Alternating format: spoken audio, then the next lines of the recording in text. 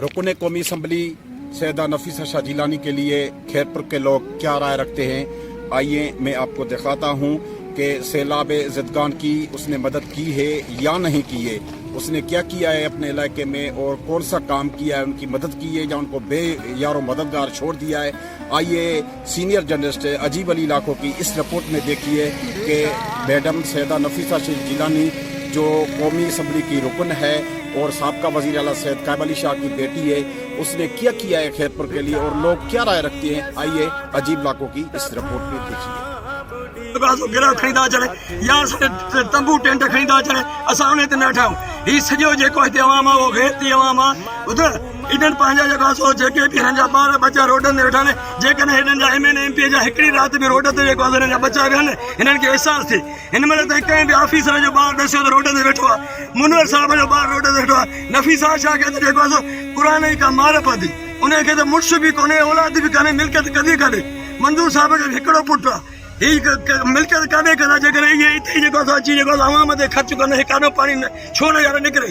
पैसो ज़रूरी आहे, पैसो मजबूरी आहे, पैसो पैसो पैसो पैसो पैसो ज़रूरी आहे। पोइ माण्हू मदद करण तयारु न आहे। अधी नफ़ीसा शाह ते वियाऊं, अतीक फुलपुट थी चए वञो, ऐं जेको आहे सो वञो साईं हुन ते जेको आहे सो जेको तारके सदर आहे सलेमान कटवर। असांजे घरनि में हिन वक़्तु बि 4 खां 8 फुट पाणी अंदरि मौजूदु आहे, घरनि बल्कि रोड ते वेठा आहियूं असां। हिन महिल ताईं हिकु वो बुटे जा तरसी बोरे बोरे मारी दासी, ओ बोरे बोरे मारी दासी, एक न छदी दासी। बुटे जा वो तरसी बोरे बोरे मारी दासी, ओ बोरे बोरे मारी दासी, एक न छदी दासी। बुटे जा वो तरसी बोरे बोरे मारी दासी। पैसो ज़रूरी आहे। या कुत्ते मारू के मारा है, बड़े पैसा दिखाए, अल्लाह सजा बच्चा मारा चयाने कुत्तिया, वाइने गंजे कामली शाह, सजा बच्चा मारा छजई, या कुत्ते बिंदरी खाए थी, आओ समो निकरे न थी, वजह तो उधर पुलिस वाला यारी बैठा। पैसो ज़रूरी मां हिन वक़्तु मौजूदु आहियां कुंभ भरसां ॻोठ वॾी मोहम्मद मलाह में, जेको PPMA सैयद नफीसा शाह जिलानी साहिबा जो तबका आहे। PPMA सैयद नफीसा शाह जेका सिंध जे अॻूणे वॾे वज़ीर सैयद कायम अली शाह जी न्याणी आहे, उहा चवे थी त मां ॿोॾ मुतासिरीन बरसात मुतासिरीन वटि वई आहियां, पर हूअ किथे वई आहे। अचो त हिननि ॻोठाणनि मलाह बिरादरी जे माण्हुनि खां पुछूं था, तव्हां वटि नफीसा शाह आई आहे? तव्हांखे नफीसा शाह कुझु ॾिनो आहे? तव्हांजे ॻोठ जो नालो छा आहे? नफीसा शाह खे जो तव्हां वोट ॾिनो, तव्हां वटि लड़ी आई आहे? वोट वठण खां पोइ नफीसा शाह तव्हां ॾिठी आहे? तव्हांखे नफीसा शाह टेंट ॾिनो आहे? तव्हांखे राशन बैग नफीसा शाह ॾिनो आहे? छा तव्हांखे ॾिनो अथई? तुंहिंजो नालो छा आहे? छा नालो जी? गुलाम मोहम्मद। तुंहिंजो नालो छा आहे? तुंहिंजो नालो? पैसो ज़रूरी आहे। अस्सलाम वालेकुम, आऊं अला रखियो फ़कीर। असांजी ही वीडियो सिर्फ़ डॉक्टर अदी नफीसा शाह जिलानी जे लाइ। आऊं उनखे चवां थो अदी, असां ग़रीबनि खे अॼु राशन बि कोन मिलियो आहे, कुझु बि कोन मिलियो आहे। हे जेको तव्हांजो सदर आहे, सदर नाराई ड्रखण महले जो गुड्डू साहब मुंहिंजे घर ॾे आयो ॾिठई, ज़ुल्फ़कार अली गुड्डू उर्फ़ मेतलो साहब।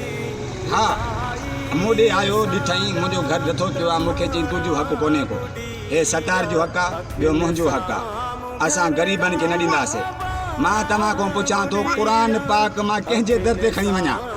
खणी चो क़ुरान पाक मां क़ुरान ते हथ रखी खणी ॻाल्हि करण जे लाइ तयारु आहियां त मूं पीपल्स पार्टी खे वोट ॾिनो आहे, वोट ॾिनो बि आहे, हाणे असांखे नज़र अंदाज़ कयो थो वञे। चङनि भलनि खे सौदो ॾिनो वियो आहे, असां कंहिंजी चोरी कई आहे, असां कंहिंजे घर में घिड़िया आहियूं, ॿुधायो नी? चऊं था चवनि था तव्हां पिनी खाओ था। पैसो ज़रूरी DC ऑफिस खैरपुर अॻियां ही औरतूं एहतियात करे रहियूं आहिनि, हिननि जी मदद काई कान थी थिए पई। तव्हां किथां जा आहियो?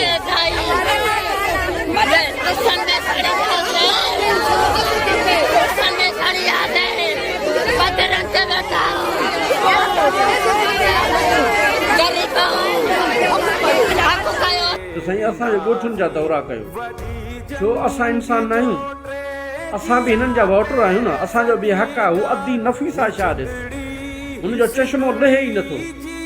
हुन पूरे ज़िले में विज़िट कयो आहे, असां ॾे लड़ी न आहे, हिकु मिंट बि न आयो आहे, को बि नुमाइंदो। मुनवर खे फ़ोन कई आहे, मुनवर असां ॾे न लड़ियो आहे।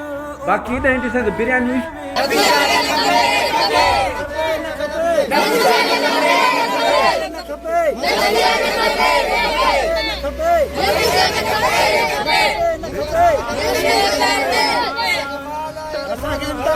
असांखे राशन खपे।